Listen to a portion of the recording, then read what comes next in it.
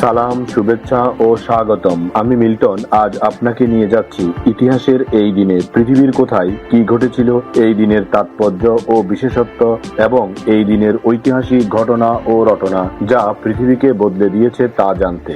চলুন পৃথিবীর ইতিহাসে এই দিনে কোথায় কি ঘটেছিল তা এক নজর দেখে আসি। আজ 19শে ফেব্রুয়ারি। প্রথমেই পৃথিবীর ইতিহাসে এই দিনের আলোচিত, সমালোচিত এবং বিখ্যাত সব ঐতিহাসিক ঘটনা ও রটনা জেনে নেই। 1618 সালের 19শে ফেব্রুয়ারি মাদ্রিদ শান্তি চুক্তি অনুমোদনের মাধ্যমে ড্যানিশ ও অস্ট্রেলিয়া সংঘাতের অবসান ঘটে।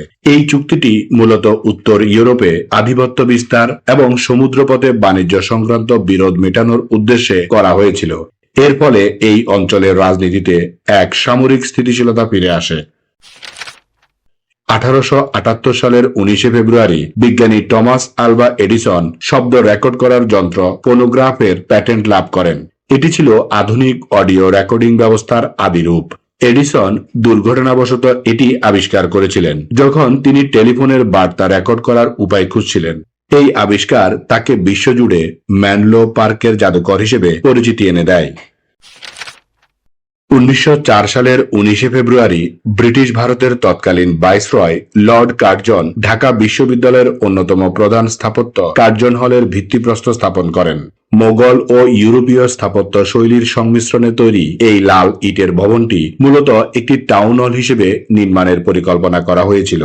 1921 সালে ঢাকা বিশ্ববিদ্যালয় প্রতিষ্ঠার পর এই ভবনটি বিজ্ঞান অনুষদের অংশ হিসেবে ব্যবহৃত হতে শুরু করে এবং এই ভবনটি বাংলাদেশের ছাত্র আন্দোলনের ইতিহাসে এক অগ্নিসাক্ষী। 1974 সালের 19শে ফেব্রুয়ারি বাংলাদেশের শিল্প ও সংস্কৃতি চর্চা এবং প্রসারে ঢাকার সেগুনবাগিচায় বাংলাদেশ শিল্পকলা একাডেমি প্রতিষ্ঠিত হয়। জাতির পিতা বঙ্গবন্ধু শেখ মুজিবুর রহমানের নির্দেশনায় একটি সাহিত্য শাসিত প্রতিষ্ঠান হিসেবে বাংলাদেশ শিল্পকলা একাডেমি যাত্রা শুরু করে। নাট্যকলা, চারুকলা, সঙ্গীত এবং নৃত্য সহ শিল্পের বিভিন্ন শাখায় প্রশিক্ষণ ও গবেষণার মাধ্যমে এটি বাঙালি সংস্কৃতিকে বিশ্ব দরবারে তুলে ধরছে।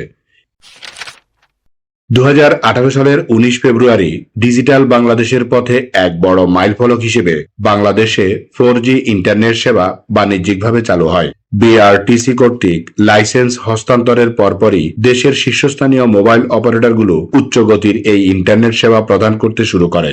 এর ফলে দেশে ইন্টারনেটের গতি কয়েক গুণ বৃদ্ধি পায় এবং ই-কমার্স, ফ্রিল্যান্সিং সহ তথ্য প্রযুক্তি খাতে বৈপ্লবিক পরিবর্তন আসে। এবার জেনে নেই এই দিনে জন্ম নেওয়া কিছু কিংবদন্তি ও অসাধারণ মানুষের কথা। বিখ্যাত জ্যোতির্বিজ্ঞানী নিকোলাউস কোপার্নিকা 1473 সালের 19শে ফেব্রুয়ারি জন্মগ্রহণ করেন। তাকে আধুনিক জ্যোতির্বিজ্ঞানের জনক বলা হয়। তার সবচেয়ে বড় অবদান হল সূর্যকেন্দ্রিক মতবাদ। কোপার্নিকাসই প্রথম বৈজ্ঞানিকভাবে প্রমাণ করার চেষ্টা করেন যে পৃথিবী মহাবিশ্বের কেন্দ্র নয়, বরং সূর্যকে কেন্দ্র করে পৃথিবী সহ অন্যান্য গ্রহগুলো ঘুরছে। তার বিখ্যাত গ্রন্থ দ্য রেভোলেশনেবাস অরভিউম কোয়েলিস্টিউম প্রকাশের মাধ্যমে বিজ্ঞানের ইতিহাসে এক বিপ্লব ঘটেছিল যা মানুষের বিশ্ব দেখার দৃষ্টিভঙ্গি চিরতরে বদলে দেয়। ভারতের মারাঠা সাম্রাজ্যের প্রতিষ্ঠাতা, যোদ্ধা ও রাজা ছত্রপতি শিবাজী মহারাজ 1630 সালের 19শে ফেব্রুয়ারি মহারাষ্ট্রের শিবনেরি দুর্গে জন্মগ্রহণ করেন। তিনি ছিলেন একজন অকুতোভয় যোদ্ধা এবং দক্ষ শাসক। মোগল সম্রাট আওরঙ্গজেবের বিরুদ্ধে প্রতিরোধ গড়ে তুলে তিনি একটি স্বাধীন মারাঠা রাষ্ট্র প্রতিষ্ঠা করেছিলেন। শিবাজী তার অসামান্য গেরিলা যুদ্ধ কৌশল এবং শক্তিশালী নৌবাহিনী গঠনের জন্য পরিচিত। তার শাসনামলে সুশাসন, নারীর সম্মান রক্ষা এবং ধর্মীয় সহিষ্ণুতার আদর্শ প্রতিষ্ঠিত ছিল। আজও তিনি ভারতের ইতিহাসে বীরত্বের এক মহান প্রতীক হিসেবে পূজিত হন।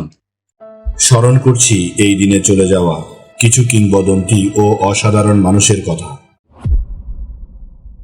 কলকাতার দক্ষিণেশ্বর কালী মন্দিরের প্রতিষ্ঠাতা ও জনহিতৈষী লোকমাতা রানী রাসমণি 1861 সালের 19শে ফেব্রুয়ারি প্রয়াত হন। তিনি ছিলেন একজন অসামান্য জনহিতৈষী, সাহসী জমিদার এবং সমাজ সংস্কারক। তৎকালীন ব্রিটিশ শক্তির রক্তচক্ষু উপেক্ষা করে তিনি সাধারণ মানুষের অধিকার রক্ষায় সোচ্চার ছিলেন। গঙ্গার জেলেদের উপর অন্যায্য কর বাতিলের আন্দোলনে তিনি নেতৃত্ব দিয়েছিলেন। শ্রীরামকৃষ্ণ পরমহংসদেবের আধ্যাত্মিক সাধনার ক্ষেত্র তৈরি করে দেওয়ার পেছনে তার অবদান অতুলনীয়। বাঙালি হৃদয়ে তিনি আজও রানীমা হিসেবে শ্রদ্ধার আসনে আসীন। ভারতীয় বাঙালি কণ্ঠশিল্পী, সঙ্গীত পরিচালক ও অভিনেতা পঙ্কজ কুমার মল্লিক 1978 সালের 19 ফেব্রুয়ারি পরলোক গমন করেন। পঙ্কজ কুমার মল্লিক ছিলেন ভারতীয় সঙ্গীত জগতের এক মহীরুহ। তিনি একাধারে কণ্ঠশিল্পী, সুরকার এবং অভিনেতা ছিলেন। রবীন্দ্রনাথ ঠাকুরের কবিতার সুরারোপে তার ভূমিকা ছিল পথিকৃতের মতো। স্বয়ং কবিগুরু তার সুরে মুগ্ধ হয়ে তাকে রবীন্দ্রসঙ্গীত প্রচারের অনুমতি দিয়েছিলেন। আকাশবাণীর বিখ্যাত অনুষ্ঠান মহিষাসুরমদিনীর সঙ্গে তার নাম অবিচ্ছেদ্যভাবে জড়িত। ভারত সরকার তাকে দাদাসাহেব ফালকে এবং পদ্মশ্রী সম্মানে ভূষিত করে। ইংরেজ চলচ্চিত্র পরিচালক, প্রযোজক ও চিত্রনাট্যকার মাইকেল পাওয়েল 1990 সালের 19 ফেব্রুয়ারি মৃত্যুবরণ করেন। তাকে বিশ্ব চলচ্চিত্রের ইতিহাসের অন্যতম প্রভাবশালী এবং সৃজনশীল পরিচালক হিসেবে গণ্য করা হয়। বিশেষ করে আমেরিক প্রেস বার্জারের সঙ্গে যৌথভাবে কাজ করার সময় তিনি The Red Shoes, Black Narcissus এবং Life and Death of Colonel Blimp এর মতো কালজয়ী সিনেমা নির্মাণ করেন। তার ভিজুয়াল স্টাইল এবং গল্প বলার ধরন পরবর্তী প্রজন্মের অনেক প্রখ্যাত পরিচালককে অনুপ্রাণিত করেছে। বাংলাদেশের বর্ষীয়ান রাজনীতিবিদ এবং আইনজীবী ব্যারিস্টার নাজমুল হুদা 2023 সালের 19 ফেব্রুয়ারি মৃত্যুবরণ করেন। তিনি বিএনপি সরকারের আমলে তথ্যমন্ত্রী ও যোগাযোগ মন্ত্রী হিসেবে দায়িত্ব পালন করেছিলেন। 4 বারের নির্বাচিত সংসদ সদস্য নাজমুল হুদা পরবর্তী সময়ে নিজের রাজনৈতিক দল তৃণমূল বিএনপি গঠন করেন। দীর্ঘ রাজনৈতিক জীবনে তিনি যেমন গুরুত্বপূর্ণ নীতি নির্ধারণী ভূমিকা রেখেছেন, তেমনি দেশের আইনি অঙ্গনে একজন দক্ষ আইনজীবী হিসেবে সুপরিচিত ছিলেন। এই দিন আমাদের জীবনের ঐতিহাসিক, প্রাকৃতিক, শৈল্পিক, সাংস্কৃতিক, সাহিত্যিক, রাজনৈতিক, বিজ্ঞান, গবেষণা, আন্দোলন, উৎসব, অর্জন, খেলাধুলা, সুখ দুঃখ, হাসি কান্না, আনন্দ বেদনা, পাওয়া না পাওয়া, মায়া মমতা, ভালোবাসায় ভরা সুখকর স্মৃতিময় একটি সুন্দর দিন। চলুন এই দিনটি উপভোগ করি। আগামীকালকের তারিখে পৃথিবীর কোথায় কি ঘটেছিল তা জানার আমন্ত্রণ জানিয়ে আজকের গল্প এখানেই শেষ করিলাম। লাইক, শেয়ার আর সাবস্ক্রাইব করার দায়িত্ব আপনার। আমি শুধু বলিব, নিজের, পরিবারের, প্রতিবেশীর ও পরিবেশের যত্ন নিন। ধন্যবাদ। খোদা হাফেজ।